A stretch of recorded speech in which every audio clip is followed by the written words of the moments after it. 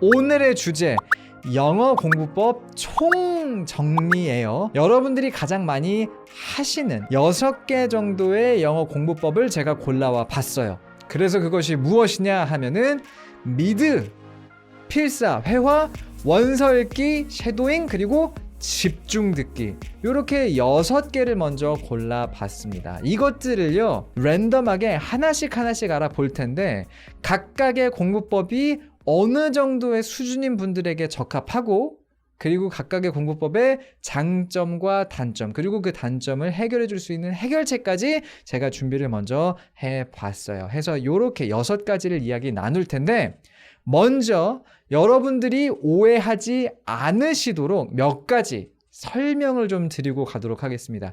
이 개념을 파악을 해 주셔야 오늘 내용 따라오시는데 제가 드리고자 하는 메시지를 곡해하지 않고 오해하지 않고 들으실 수가, 이해하실 수가 있을 거예요. 본격적인 내용 전에 앞서서 제가 드리고자 하는 이야기가 뭐냐, 2가지로 정리를 해볼 수가 있을 것 같아요. 첫 번째는요, 어떤 공부 방법이든 안 하는 것보다는 낫습니다. 그렇죠? 이거 너무나 당연한 얘기죠. 제가 앞으로 이 6가지 공부 방법들에 대해서 쭉 한번 정리를 드릴 텐데, 분명히 그 중에는 제가 선호하지 않는 공부 방법들도 있어요.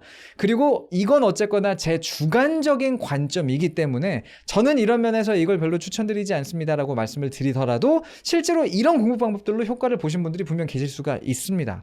근데 그런 것들을 다 제쳐놓고서라도 어떤 공부 방법이든 안 하는 것보다는 나아요. 공부 방법을 잘못 선택해서 내가 영어가 진짜 망했다라는 얘기는 그걸 쉽게 할 수 있는 얘기가 아닙니다. 어떤 공부 방법이든 하면 효과는 있을 텐데 나에게 맞냐 안 맞냐, 그리고 효과가 조금 더 높냐 안 높냐 정도의 차이에 대해서 우리가 이야기를 나눌 것이니까, 제가 조금 좋지 않게 말한다 하더라도 이건 절대 하면 안 돼, 이거는 진짜 하면은 영어 망한다 그랬어 라는 식으로 받아들이지 않으셨으면 좋겠다라는 거 먼저 말씀을 드리겠고, 두 번째로 제가 말씀을 드리고 싶은 것은요, 자, 제가 생각하는 효율성 높은 공부 방법, 즉 제가 활용해 왔고 그래서 여러분들에게도 추천을 드리는 공부 방법의 선정 기준 중에 가장 중요한 것 중에 하나는요, 이해도, 조금 더 쉬운 말로 바꿔보자면 흡수율이라고 생각을 해주시면 될 것 같아요. 흡수율. 상상력의 나래를 펼쳐서 이런 장면을 좀 머릿속에 그려보도록 할게요. 제가 어떤 컵에다가 모래를 담아왔어요. 그 모래를 제 손바닥 위에다가 부을 겁니다. 요게 뭘 말하는 거냐, 자, 여기 들어있는, 이 컵에 들어있는 모래가 우리가 배웠으면 하는 지식이라고 생각을 한번 해보세요. 그리고 이걸 이제 우리 손에 붓는다고 봤을 때 우리 손 위에 남은 것이 흡수가 되는, 우리가 실제로 배우게 되는, 이해하게 되는, 체득하게 되는 그 학습의 양이라고 한번 생각을 해보시라는 거죠. 그래서 우리 손에는 그 지식이 많이 남아있으면 남아있을수록 저는 그 학습 방법을 좋은 학습 방법입니다 라고 정의 내릴 거다 라는 말씀을 드리는 거예요. 여러분들 이렇게 생각을 해보세요. 여기에 만약에 100g의 모래가 있다고 했을 때 그걸 우리 손에다가 싹 쏟아 붓습니다. 100g을 모두 다 우리가 손으로 받아내기 분명 어렵겠죠. 이게 100g의 문제가 아니라 여기다가 1kg의 모래가 있다고 생각을 해보세요. 진짜 이만큼의 많은 모래가 있다고 생각을 해보세요. 그거를 우리가 이 손바닥 하나에다가 아무리 잘 쏟아 부어도 사실 우리 손바닥 안에 남겨질 수 있는 모래의 양에는 한계가 있어요. 그렇죠? 재밌는 건 근데 뭐냐, 우리의 손 모양이 어떠냐에 따라서 우리 손에 남는 모래의 양이 바뀔 수밖에 없어요. 무슨 말이냐, 생각을 해보세요. 절대 이러신 분들 안 계시겠지만 우리가 손을 이렇게 펴고 있어요. 이렇게 쫙쫙 핀 다음에 그리고 나서 여기다가 모래를 붓습니다. 엄청 조금 남겠죠. 이런 공부법들은 흡수율이 낮은 거예요. 그럼 기본적으로 전 이런 것들을 추천드리지 않을 거고, 뭔가 손을 모으고 모아서 진짜 한 톨도 내가 흘리지 말아야지 라는 식으로 이렇게 손을 잘 모아놓은 거, 요런 게 이제 흡수율이 높은 공부 방법이라고 생각을 했을 때, 그러면 지금 제가 모래를 붓고 이거를 손 위에서 이렇게 담아낼게요 라는 건 기본적으로 다 비유가 되는 건데, 실제로 우리가 공부할 때 이게 흡수율이 높은지 안 높은지를 따질 수 있는 건 뭐냐, 자, 얼마나 우리가 공부하고 있는 거에 대해서 실질적으로 머리를 써서 이해를 해야 되냐. 즉, 요 CPU 가동률이 너무 전문적인 용어예요. 우리 CPU가 있잖아요. 요 뇌가 있잖아요. 이 CPU의 가동률이 얼마나 높은지가 결국 내가 모래를 쏟아붓는데 그 모래를 받기 위해서 손을 이렇게 하고 있는지 아니면 이렇게 펴고 있는지의 차이를 가져다 주는 거고, 제가 앞으로 설명드린 몇몇 학습 방법들은요, 은근히 CPU의 가동률이 높지 않다는 걸 여러분들이 보실 수가 있을 거고, 그 공부 방법들을 추천드리지 않을 거예요. 그것과 다르게 몇몇 공부 방법들은 CPU의 가동률이 높습니다. 즉 손을 요러고 손 모래를 받는 것과 같은 환경이 만들어질 수가 있게 된다는 거죠. 그런 것들을 저는 여러분들에게 추천드리게 될 거라는 거. 요런 방식으로 제가 다음에 6가지 공부 방법들을 정리했다는 거 생각을 먼저 해주시면 될 것 같아요. 좋습니다. 가장 먼저는 미드로 시작을 해보도록 할게요. 자, 미드 공부 방법 하면 저에게 떠오르는 건 딱 하나 있습니다. 이거 눈과 귀가 둘 다 즐거워요. 그렇죠? 뭔가 눈으로 보고 그리고 귀로 들으면서 영어를 공부할 수 있는 방법이다 보니까 요즘 굉장히 많은 분들이 선호하는 그런 공부 방법이 되겠죠. 먼저 미드로 공부하는 게 어느 정도의 수준인 분들에게 맞는지부터 설명을 좀 드리도록 할게요. 미드 공부법은 저는 개인적으로 왕초보 분들에게 추천을 드리지 않아요. 왜 그러냐면 어쩔 수 없이 이 리스닝의 장벽이 존재하기 때문에 그렇습니다. 여기서 말하는 리스닝의 장벽이란 건 뭐냐면 결과적으로 미드나 영어는 영어를 공부하려고 만들어진 컨텐츠가 아니죠. 원어민들이 소비하려고 만든 컨텐츠다 보니까 말이 빠를 수밖에 없어요.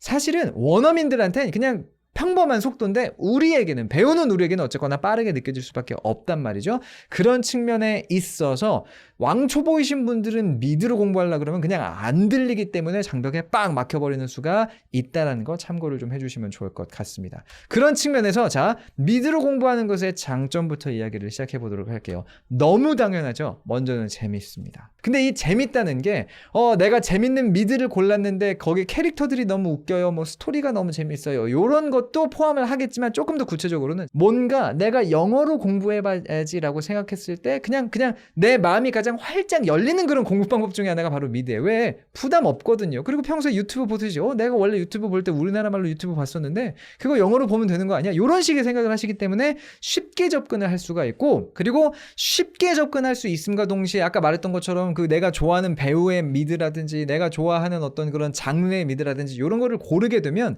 재밌기 때문에, 실제로 내용이 재밌기 때문에 여러 번 반복까지 할 수 있어요. 사실 이런 식으로 여러 번 반복하는 거 굉장히 중요하고, 그런 측면에서 미드 재밌어서 반복까지 많이 할 수 있다는 굉장히 큰 장점이 있습니다. 두 번째로는 미드로 공부하는 컨텐츠는요, 굉장히 관여도가 높아요. 관여도라는 말이 조금 어렵게 느껴지실 수가 있는데 아주 쉽게 말하자면 이겁니다. 미드에서 나온 표현, 미드에서 공부한 문장, 그거 내가 곧장 갖다 써먹을 수 있다는 거죠. 아, 이게 실생활에서 쓰이나? 걱정할 필요가 없어. 왜? 미드에서 쓰였잖아. 쟤네들이 말을 했잖아. 저 배우들이 말을 하고 있잖아요. 그럼 실제로 쓴다는 거 아니겠습니까? 그러니까 요거 내가 배우자마자 곧장 써먹을 수 있겠구나라는 어떤 그런 사실과 함께 맥락 속에서, 장면 속에서 저 배우가, 저 캐릭터가 어떤 감정을 가지고 저런 대사들을 하는지를 내가 알기 때문에 표현이 됐든 문장이 됐든 그리고 발음이 됐든 그 맥락이 됐든 이 모든 것들을 한 번에 내가 흡수할 수 있어요. 예를 들어서 책을 가지고 내가 뭔가 패턴을 공부한다 그러면은 그래요, 거기다가 이런 문장은 무슨 뜻이야 라고 적어줄 수 있지만 이게 실제로 어떤 상황에서 어떤 감정을 실어서 어떤 말투로 말해야 되는지까지 감을 잡기는 어렵단 말이죠. 미드는 그 모든 게 한꺼번에 해결이 됩니다. 그렇기 때문에 관여도가 높다, 활용도가 높다라고 여러분들이 생각을 해보실 수가 있을 것 같아요. 미드가 가지고 있는 장점들은 이렇게나 사실은 많습니다. 그런데 이 친구도 단점이 있어요. 첫 번째, 어떤 단점이 있냐? 많은 분들이 공감하실 것 같은데 미드가 재밌잖아요. 그게 그리고 가장 큰 장점이라고 하지 않습니까? 가장 큰 단점이에요. 왜냐면 그냥 멍하니 보고만 있어요. 그냥 재밌네. 다음 에피소드. 재밌네. 다음 에피소드. 그러다 보면 금요일날 밤에 나는 분명히 TV를 한 8시쯤에 킨 것 같은데, 그리고 넷플릭스 보기 시작했는데, 정신 차려보니까 일요일 오전 4시가 돼 있네. 뭐 이렇게. 그래 놓고는 저 영어 공부 8시간 했어요 라고 말하면 안 되는 거예요. 미드를 그냥 보기만 하는 건 그냥 그건 미드를 보는 거고, 미드를 통해서 내가 학습을 한다는 거는 분명히 보는 것과 차이가 있어야 합니다. 재미있게 본다고 해서 그게 다 나에게 영어 공부가 되는 건 아니라는 거죠. 특히나 대부분 또 그럴 텐데 한글 자막 틀어놓고 미드 보면요, 그건 그냥 미드 보는 거예요. 그냥 그거 영화 보는 거고 그건 노는 겁니다. 절대로 공부가 아닌데 굉장히 많은 분들이 내가 그래도 한글 자막을 키기는 했지만 미드를 봤으니 뭔가 영어 실력이 늘지 않을까? 아니에요. 아닙니다. 그렇게 해서 늘 거였으면은 생각을 해보세요. 우리가 여태까지 자막으로 된 영화를 몇 편이나 봤을 텐데 그게 다 영어 공부됐으면 우리 영어 실력 굉장히 지금보다 많이 향상되지 않았을까요? 이런 생각 한번 해보셔야 돼요. 그래서 은근히 그냥 멍하니 보기만 하게 되는 게 미드의 단점 중에 하나다라는 거, 특히나 한글 자막 틀어놓으면 아무런 도움이 안 된다는 거 말씀을 드리면서, 두 번째로는 아까도 잠깐 얘기가 됐지만 이거 은근히 장벽이 높아요. 특히나 리스닝의 장벽은 쉽게 해결이 되지 않습니다. 영어라고 하면, 영어의 어떤 그런 공부해야 되는 영역이라고 하면 우리가 한 6개 정도 꼽을 수가 있거든요. 보통 얘기가 안 되지만 너무 기본적인 거, 너무 중요한 것 중에 2가지가 뭐냐면은 어휘랑 문법이에요. 어휘랑 문법이 되면 그럼 요것이 어떤 그 나무의 뿌리 같은 게 되고, 그리고 기둥 같은 게 되면 이제 나중에 잎이 피고 꽃이 피고 과일이 열리잖아요. 걔네들이 뭐가 되냐면은 reading, listening, speaking, writing이 되는 거예요. reading, listening, speaking, writing 중에 제일 마지막에 느는 게 뭐냐면 사실은 listening이에요. reading도 그렇고, 그리고 스피킹이랑 라이팅은 기본적으로 영작이잖아요. 이 스피킹이랑 라이팅도 그렇고 얘네들은요, 뭔가 오늘 내가 공부한 거 곧장 써먹을 수 있어요. 오늘 내가 리딩 뭔가를 배우면요, 그게 활용된 문장 이해를 할 수 있고요. 내가 문법을 뭔가 배우면 어쨌거나 영작을 해서 쓰거나 버벅거리더라도 내가 소리내서 말을 할 수가 있습니다. 근데 리스닝이라는 거는 내가 뭔가를 배우면 그러면 그 다음부터 그 소리는 내가 놓치지 않고 듣는다? 이런 게 안 돼요. 리스닝은 진짜 차근차근 따라와주는 어떤 그런 영어의 영역 중에 하나예요. 그래서 리스닝을 배우는 게, 리스닝을 가르치는 게, 저는 이제 또 가르치는 입장이었기 때문에 굉장히 스트레스고 굉장히 어렵습니다. 특히나 제가 말하는 건 뭐냐면 리스닝은 리딩 플러스 소리, 영어의 소리, 영어 발음 플러스 WPM이에요. 빨리 읽을 수 있어야 된다는 거죠. 읽기도 그냥 천천히 읽는 게 아니라. 그러다 보니까 리스닝을 하려면 리딩이 뒷받침이 돼야 되고 막 이제 여러 가지가 이렇게 돼요. 그런 측면에서 리스닝에서 장벽이 뭔가 딱 걸려버린다? 요거 극복이 굉장히 어렵습니다. 물론 미드를 통해서 내가 리스닝 실력을 향상시켜야지 라고 목표를 잡으실 수도 있어요. 근데 그것 자체가 난 지금 여기에 표현도 이해가 안 되고 문장도 내가 읽었을 때 전혀 해석이 안 되는데 그걸 가지고 내가 리스닝까지 잡으려고 한다? 요거 자체가 너무나 큰 장벽이 되어버릴 수가 있다라는 거죠. 그런 측면에서 이 리스닝의 장벽이 높다는 게 이런 맥락도 있습니다. 이런 식으로 생각하시거든요. 선생님, 그러면은 일반적인 미드 리스닝이 좀 어려우면 쉬운 거 보면 되지 않을까요? 예를 들어서 쉬운 애들이 보는 애니메이션 같은 거 어때요? 애니메이션도 되게 여러 가지 종류가 있고 여러 가지 난이도가 있겠지만 우리가 그냥 생각하는 애니메이션 중에 가장 대표적인 거 디즈니 있지 않습니까? 디즈니라고 그러면은 쉬운가요? 아니요. 디즈니도 영어 충분히 빠르고, 참고로 그 겨울왕국이 어쨌거나 제일 유명하니까 거기 나오는 엘사랑 그리고 안나 있잖아요. 안나가 말이 빨라요. 안나라는 캐릭터 자체가 뭔가 바바바바바바박 얘기하는 그런 캐릭터예요. 안나 말 상당히 빠릅니다. 차라리 엘사는 조금 말이 느리거든요. 그리고 거기 나오는 올라프 있죠. 올라프는 또 얼마나 말 빠르게 하면 농담 섞어서 하는데요.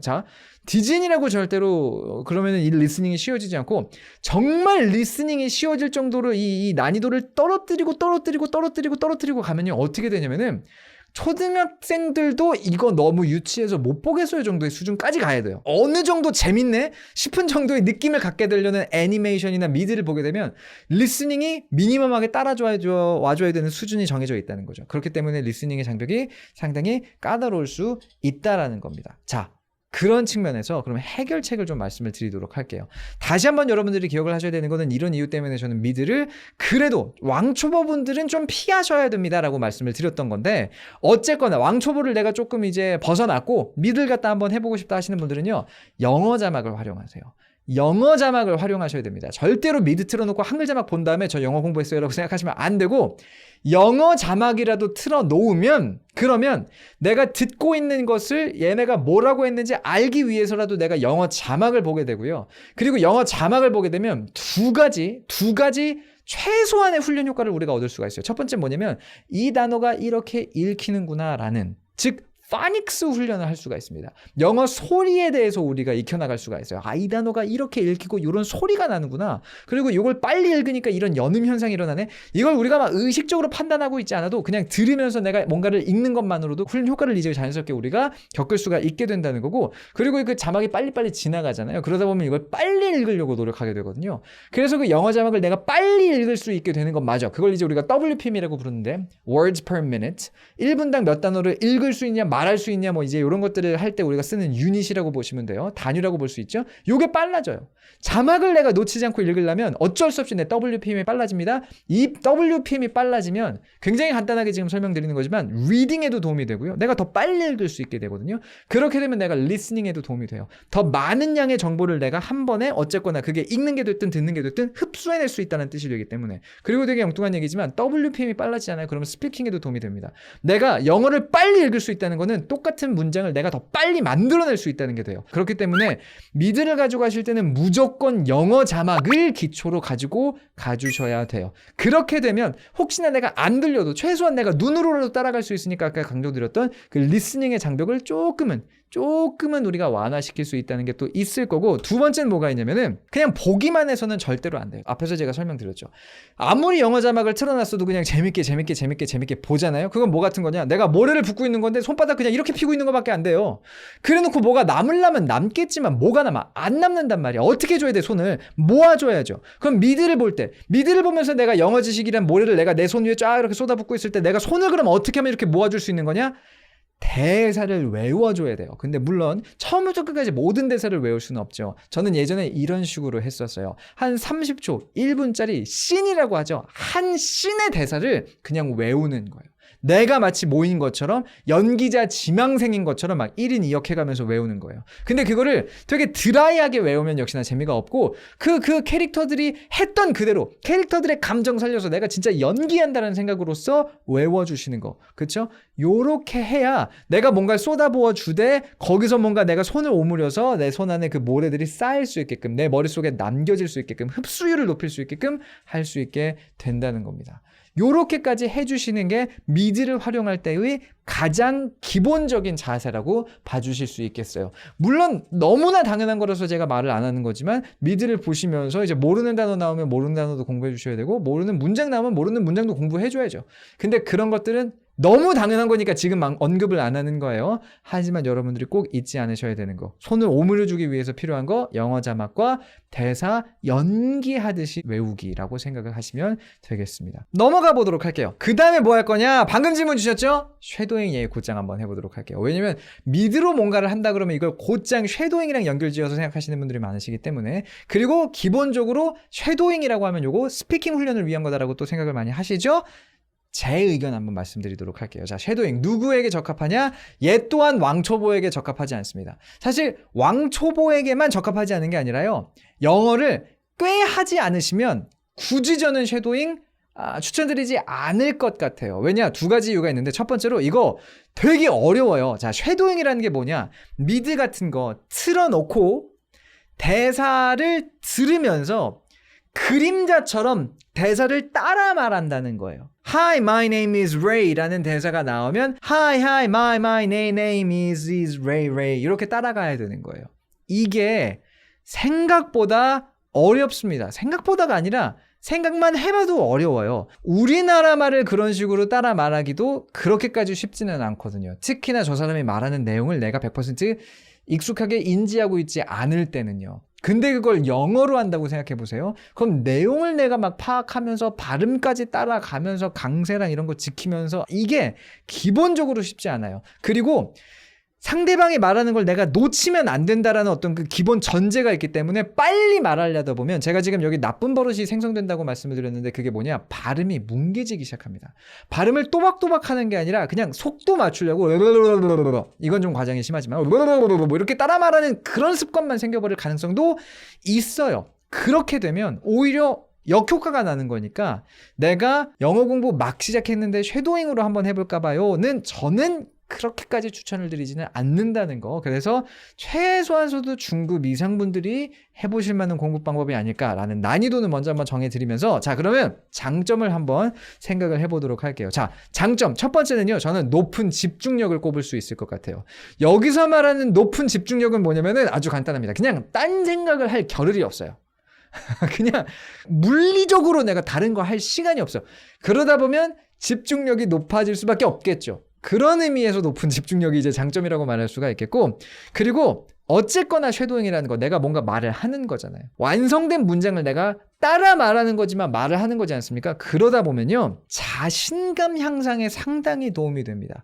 그래서 결과적으로 쉐도잉을 많이 하게 되면 영어 말하기라는 것 자체에 대한 어떤 그런 두려움이 많이 극복이 되는 바가 있어요. 근데 참고로 이것만 장점이 있는 건 아니에요. 몇 가지를 추가로 좀 말씀을 드리자면은 쉐도잉 같은 경우에는요. 자, 앞에서 얘기를 했었던 그 미드를 가지고 한다라는 측면이 있기 때문에 좀 이렇게 접근성이 쉬운 느낌이 좀 있고 실제로 하면 난이도가 되게 높은데 왠지 그냥 미드 보면서 따라 말하면 된다니까 쉬울 것 같은 거야. 플러스 쉐도잉이라는 건요. 따로 선생님이 필요가 없어요. 누가 와가지고 내 발음을 막 이렇게 짚어준다 요런 개념이 아니기 때문에 그냥 내가 넷플릭스 계정 있고 유튜브 계정 있고 그리고 내가 따라서 이렇게 멈춰가면서 따라 말할 그런 내 준비만 돼 있으면 쉐도잉은 직접 당장도 시작할 수가 있는 그것이기 때문에 공부 방법이기 때문에 으쌰으쌰 할 만한 분위기의 요소들이 많다라는 것도 제가 100분 인지가 돼요. 100번 그거는 장점이라고 말을 할 수는 있습니다. 근데 자, 영서장TV 여태까지 계속해서 구독해 주신 분들은 알고 계실 거예요. 저는 기본적으로 쉐도잉을 그렇게 추천드리지 않는 이유가 첫 번째로 우선 난이도가 너무 높아요. 난이도 얘기 계속하고 있지만 그냥 너무 어려워요. 영서당TV, 쉐도잉 이런 거 검색하시면 제가 예전에 만든 영상이 있거든요. 그거 2년 전 영상이에요. 거의 3년쯤 됐을 영상이에요. 그걸 위해서도 제가 해봤지만 은근히 쉽지가 않아요. 그럼 생각을 해보자면 저는 영어 듣기에 있어서 불편함을 느끼지 않는 사람이거든요. 그런 저도 쉐도잉이 쉽지 않으면 누가 이걸 해야 되는 거지? 라는 생각이 저는 사실 많이 들어요. 두 번째로는 자, 이게 그래서 뭘 위한 훈련일까라는 고민을 저는 계속 하게 되는 것 같아요.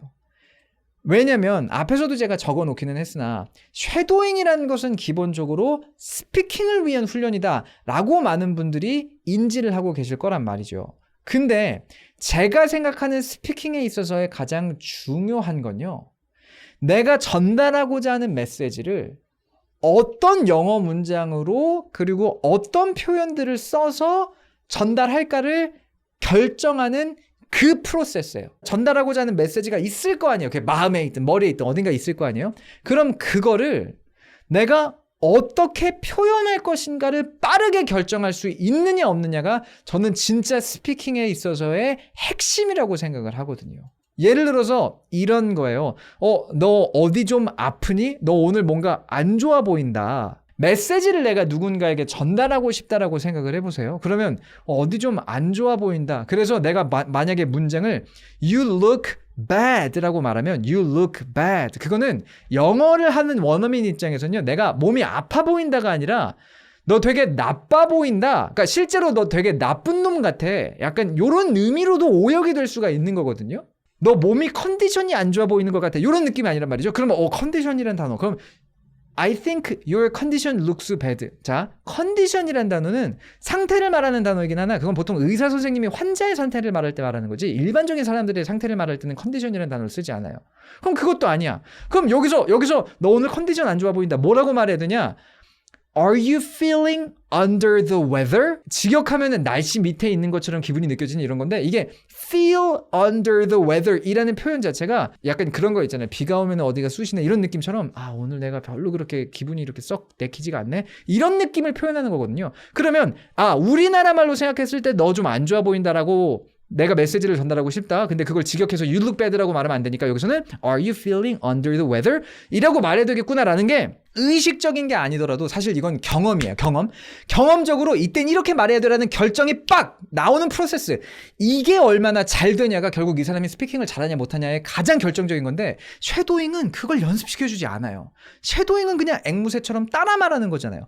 그럼 쉐도잉이 뭘 위한 훈련이지? 라고 생각하면 저는 뭐밖에 안 되냐면 자, 리스닝도 아니에요. 만약에 생각해보세요. 쉐도잉을 이미 할 수 있으면 내가 저거 이해하고 있다는 거예요. 이미 듣고 있다는 거예요. 그래야 따라 말할 거니까. 그러면 쉐도잉을 이미 하고 있는 사람은 듣기가 된다는 거잖아. 그럼 듣기를 위한 훈련도 아니야. 그럼 쉐도잉을 내가 하고 있는 사람 입장에서 쉐도잉을 해서 연습이 될 수 있는 거는 발음밖에 없어요. 더 빠르게 정확하게 발음 연습하는 것밖에 없어요. 발음 연습은 이거보다 더 좋은 연습 방법들이 많거든요. 그러니까 결과적으로 쉐도잉은 뭘 그럼 공부하기 위해서 하는 걸까라는 생각이 전 들어요. 분명 앞에서 말씀드렸던 자신감 향상에는 굉장히 큰 임팩트가 있는 건 사실입니다. 말을 내가 막 하거든요. 60분이요. 그리고 진짜 60분을 내가 한다 그러면 참고로 쉐도잉 60분 하기 되게 힘들어요. 이게 에너지가 많이 소비되는 그런 액티비티이기 때문에 60분을 내가 막 말하면요. 그만큼 내가 단기간 안에 많이 영어를 말해본 적이 없을 정도로 이게 그 스피킹 인텐시브한 거고 자신감 향상이 돼요.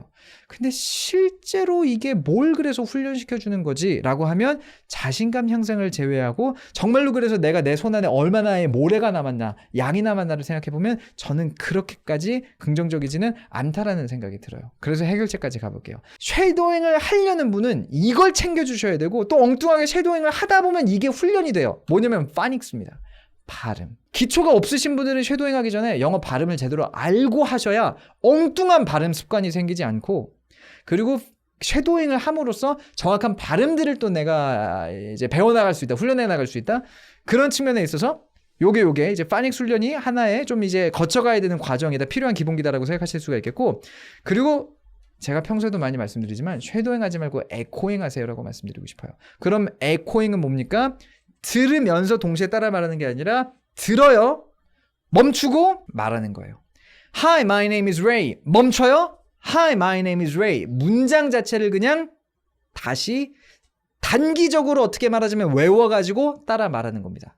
이렇게 하면 첫 번째로 문장을 이해한 다음에 이 문장을 이렇게 말했구나라는 아까 제가 그렇게 강조한 스피킹을 하기 위해서 필요하다라는 그 선택의 과정 이럴 때 이런 식으로 말하는구나라는 그 경험을 내가 의식적으로 한 번 더 거치게 돼요.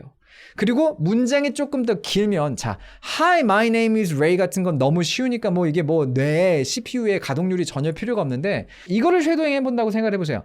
My friend whose name is 철수 bought a car recently which cost $2 million. I think it was a waste of money. 이 문장을 누가 막 말하는데 내가 그거를 따라 말은 어려워. 이거 어려워. 기본적으로 쉐도잉은 어려워요. 근데 이거를 만약에 에코잉을 한다 그러려면 문장 자체를 이해를 해야 되거든요. 그리고 문장의 길이가 좀 있잖아요. 그러면 문장 자체를 그냥 이해하는 게 아니라 문장 자체가 어느 정도 내 머릿속에 암기가 돼야 돼. 그럼 어떤 일이 벌어지냐? 내가 이걸 말하려고 할 때 이 맥락의 문장을 내가 내 머릿속에서 다시 재구성을 해야 됩니다. 단순히 따라 말하는 게 아니라 내 뇌의 CPU의 가동률을 올려주는 게 돼요. 손을 이렇게 펄고 있는 게 아니라 이렇게 모으게 된다는 거죠. 그래서 이 문장을 듣고 뭐라고 했는지 모르겠는데 한 번 더 들어요. 여전히 모르겠는데 한 번 다시 더 들어요. 여전히 모르겠는데 그럼 자막이라도 봐. 그래서 이렇게 말했던 거였어? 그럼 그 문장을 내가 한번 따라서도 읽어보고 어쩌고저쩌고 읽어보고 그리고 그 다음에 여러 번 연습한 다음에 듣고 나서 그냥 멈추고 내가 다시 이걸 따라 말해보려고 한다? 그러면 문장이 무슨 문장인지도 내가 이해했고 무슨 뜻인지 아니까 내가 알고 있는 문장 구조 다시 사용해서 그 문장을 나가 다시 재조립해봐야 되고 CPU 가동률이 높아진다는 거죠. 요게 에코잉, 쉐도잉을 하실 분들은 그래서 저는 에코잉을 추천드린다. 요렇게 좀 정리를 해보고 싶습니다. 하나만 더 얘기해 볼게요. 그게 뭐냐? 필사입니다. 아까 딕테이션, 받아 적기에 대해서도 말씀을 드렸는데 필사에 대한 이야기를 좀 해보도록 할게요. 그리고 필사를 한다. 필사라는 건 사실 이제 옆에다가 원서 같은 거 펼쳐놓고서는 내가 그거를 따라 적는 거잖아요. 딕테이션도 내가 따라 적는 거잖아요. 그러니까 필사는 눈으로 보고 따라 적는 거고 딕테이션은 귀로 들으면서 따라 적는 겁니다. 약간 비슷한 맥락이 있죠. 같이 이해를 좀 해주시면 좋을 것 같고 요거 필사라는 거를 딱 떠올리면 이제 우리가 어떤 이미지를 머릿속에 그리게 되냐면 뭔가 집중력에 좋을 것 같고 뭔가 이제 내가 암기할 때 좋을 것 같고 이런 생각이 든단 말이죠. 요거 먼저 누구에게 적합할 거냐? 누구든 하셔도 돼요. Everyone, 누구나 해도 됩니다. 특히나 추천을 한다면 왕초보분들이 좀 하시는 거 괜찮을까 싶어요. 그러니까 영어 공부를 내가 막 처음 시작한 거고 그래서 뭘 해야 될지 모르겠고 그냥 영어 공부하는 것 자체가 영어 공부를 위해서 내가 시간을 쓰는 것 자체가 조금 이제 익숙하지 않다라고 생각이 드시는 분들에게는 필사 같은 걸로서 영어 공부를 어떤 그 습관 만드는 거 추천드릴 수가 있습니다. 그런 측면에서 필사에 대한 장점 몇 가지를 짚어보도록 할게요. 첫 번째는 이게 굉장히 큰 장점인데 나만의 페이스를 가지고 할 수가 있어요. 미드복이나 쉐도잉도 그렇고 사실 에코잉도 그렇고요. 리스닝이 이렇게 끼워 들어오면은 내 페이스로 할 수가 없습니다. 상대방이 말하는 속도를 내가 늦출 수가 없잖아요. 물론 유튜브에서는 빠르게 보기, 느리게 보기 이런 거 있지만 그거가 우리의 어떤 그런 문제를 100% 해결해 주지 못해요. 그러니까 뭔가 필사를 하면 내가 천천히 집중하면서 내가 할 거 해나가면서 뭔가 나만의 페이스대로 온전이란 말이 굉장히 여기서 잘 어울리는 것 같아요. 왠지 지금 제 느낌은 그렇거든요. 왠지 한옥 같은 데서 한옥 스테이 하면서 이런 책상에 앉아서 이렇게 의자에 앉아서 이거 아니고 약간 양반다리 하고서는 그 상인데 약간 아시죠 여러분? 약간 한옥에서 있을 것 같은 상 그런 곳에서 딱 이렇게 책도 스탠드 이렇게 해놓고 뭔가 이렇게 온전히 이렇게 적는 그런 느낌인데 요런 느낌 나만의 페이스를 가지고 할 수 있다는 장점이 좀 있는 것 같아요. 두 번째로는 그리고 이것도 무시할 수가 없는데 필사를 하면요 공부의 뿌듯함이라는 게 좀 남아요. 쉐도잉도 그렇고 많은 공부 방법들이 이거 내가 제대로 한 건가? 이거 맞아? 이런 생각이 들 때가 많거든요. 근데 필사는요 있잖아. 내 결과물이 내 눈앞에 있잖아요. 그리고 한쪽 한쪽 쌓여가는 것까지 보이잖아요. 그러면 이 뿌듯함이 있어요. 뿌듯함이 있습니다. 자, 근데 안 좋은 소식이에요. 이제 장점이 여기서 끝입니다. 단점들이 뭐가 있냐면요. 첫 번째로 아주 간단히 말씀드릴게요. CPU 가동률이 거의 제로에 가까워요. 학습의 효율이 낮습니다. 조금 더 구체적으로 얘기하자면 그리고 이거는 제 얘기일 수 있어요. 피디님도 적어주셨죠. 손글씨 연습. 제 까다로운 사람이거든요. 약간 그런 게 쓸데없는 데서도 이제 좀 발현이 돼가지고 좀 스트레스 되는 경우들이 있는데 뭐냐면 이런 거예요. 글씨를 내가 따라 적습니다. 오늘 내 글씨체가 마음에 안 들어. 지우고 다시 해야 돼요. 그러다 보면 또 어떤 일이 일어나시는지 아세요? 펜을 바꿔야 됩니다. 왜? 아시죠? 펜에 따라서 이게 글씨가 또 이게 또 다르거든요. 그래서 펜의 세계에 빠져요. 그럼 사실 나는 오늘 1시간 동안 오로지 집중하면서 이제 필사를 하려고 했는데 8분 정도 지났을 때 난 뭘 하고 있냐? 만년필을 검색하고 있어요. 그 만년필을 막 검색합니다. 그러다 보면 이제 어떤 일이 일어나냐면은 좋은 만년필 너무 비싸네. 근데 좋은 만년필로 쓰려면 또 종이가 좋아야 된다네. 그래서 갑자기 나는 필기류를 38만 원치 결제하고 있고 실제로 한 거 아니에요. 농담이에요. 이럴 수 있다는 거죠. 그러니까 자 뭔가 이게 다이어리 꾸미기 같은 느낌에 있어서의 어떤 그런 뿌듯함이 있는 거지 뭘 그래서 내가 공부하고 있는지 뚜렷한 목표 자체가 없어요. 만약에 내가 이 문장을 외울 거예요? 그럼 그 문장을 써야 돼요. 그 문장만 여러 번 써야 되는데 그 문장을 외운다면 앞에서도 제가 미드편에서 얘기를 했지만 내가 소리내서 감정을 실어서 연기를 하면서 외워야지 이거 쓰면서 외우는 거 안 됩니다. 왜? 외운 문장 언제 쓸 건데요? 스피킹할 때 쓸 거잖아. 그럼 실전에 맞게끔 내가 연습을 해야지 실전에서는 스피킹으로 쓸 건데 외우는 거는 이걸로 썼어요? 이건 안 맞는 거예요. 그럼 필사를 왜 하나? 단어를 외우려고요? 왜 깜지 쓰듯이? 여러분들 깜지 쓰면서 단어 잘 외워진다고 생각하신 분 계세요? 한 분이라도 계신지 모르겠어요. 저는 진짜 깜지만큼 단어 외우기 좋은 게 없더라고요 라고 생각하시는 분들 있을 수도 있거든요. 근데 그거는 다른 단어 외우기 공부 방법을 안 해보셨기 때문은 아닐까라는 생각이 들긴 해요. 자, 참고로 단어 외울 때만큼은 그냥 막 여러 번 써보는 거 저도 하기는 합니다. 특히나 스펠링 같은 거 써보려면 그냥 아무 생각 없이 막 낙서하듯이 이렇게 써보는 거. 예를 들어서 뭐 외우기 어려운 단어 이런 거 있거든요. believe 같은 거, 믿다라는 뜻의 believe 같은 거 보면 이게 B, E 다음에 L 찍고 I, E야, EI야 이런 거 원어민들도 엄청 헷갈려요. 이런 거는 그냥 많이 써보면서 외우면 좋아. 근데 저는 그마저도 굳이 펜 안 잡고 그냥 공중에다 손으로 써요. 그냥 머릿속으로 써요. 그냥 B 이러면서 쓰면 되지. 그게 꼭 펜이 있어야 되고 종이가 있어야 되고 거기다가 10번을 적어야 되고 10번 적어서 외워질지 20번 적어서 외워질지 모르잖아요. 그럼 외워질 때까지 공중에다 그냥 쓰면 되는 거지 굳이 그걸 저는 종이에다 적어야 된다고 생각하지 않는 사람이거든요. 그러다 보니까 필사가 그래서 뭘 남겨주는 거지? 뭘 위해서 우리는 필사를 하는 거지? 그래서 어느 영역에 있어서 도움이 되는 건데가 사실 저는 떠오르지가 않아요. 이건 솔직히 말씀드리면 제가 그래서 필사를 안 했어요. 저는 한 번도 영어를 공부하면서 필사를 안 했습니다. 그러니까 필사를 안 했다는 건 뭐냐면 한 번 해보고 별로 남는 게 없는 것 같은데 하고 접고는 다시 돌아가지 않다는 거거든요. 그렇기 때문에 제가 경험이 없어서 지금 여러분들에게 조금 편향된 정보를 드리고 있을 수 있다는 거 100% 인지를 합니다. 근데 그냥 논리적으로도 그렇게 뭐가 남을 수 있을까라는 생각이 들어요. 저희 PD님이 적어주신 것처럼 노트랑 굳은 살이 남겠죠. 그렇죠? 그거랑 비싼 펜과 노트를 사기 위해 들었던 돈들의 영수증이 남겠죠. 근데 뭐 영수증은 뭘 해도 남으니까. 숨만 쉬고 살아도 영수증은 남으니까. 그래서 필사는 사실 어떤 느낌이냐? 앞에서 제가 말씀드렸던 느낌으로 저는 접근을 하고 싶어요. 정말 내가 영어 공부를 하는 그 습관 자체가 필요하다. 그냥 영어를 공부하기 위해서 내가 시간을 내는 것도 요것도 연습이 필요하고 적응이 필요할 수 있거든요. 그런 경우에는 필사가 그때는 아주 적절하다고 저는 생각을 해요. 아주 적절하다고 생각합니다. CPU의 가동률이 낮은 만큼 부담 없이 내가 할 수 있거든요. 하지만 이런 분 보신 적 없을 거예요.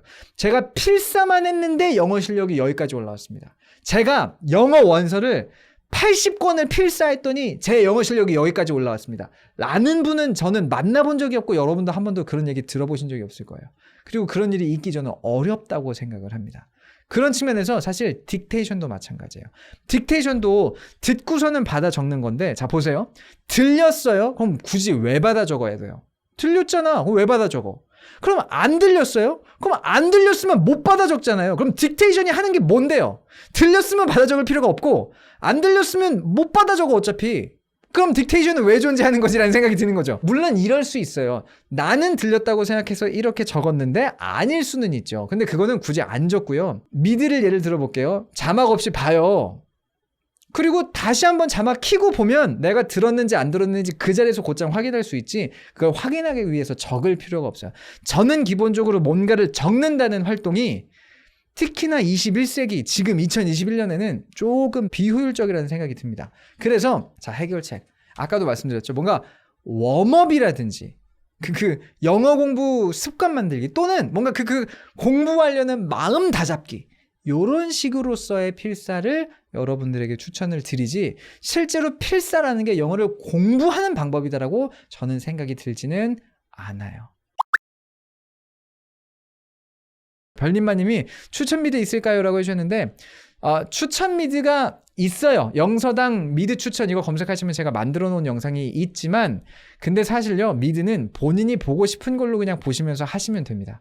미드를 잘못 골라서 내가 영어가 망했어라는 거 역시나 있을 수가 없는 일이기 때문에, 그리고 미드 같은 거를 공부하려면요, 여러 번 반복해서 봐야 돼요. 한 번 보고 넘어가는 거 저는 그거 절대 안 된다고 생각합니다. 미드를 가지고 내가 영어 공부한다? 그럼 똑같은 에피소드 최소 5번에서 10번, 20번씩은 봐야 이게 뭐가 좀 남는다는 제 취지이기 때문에 결과적으로 내가 여러 번 볼 수 있는, 즉 내 맘에 드는 미드를 고르셔야 돼요. 그런 측면에서 피해야 된다면 너무 어려운 거 있죠. 너무 어려워. 그냥 미드 자체가.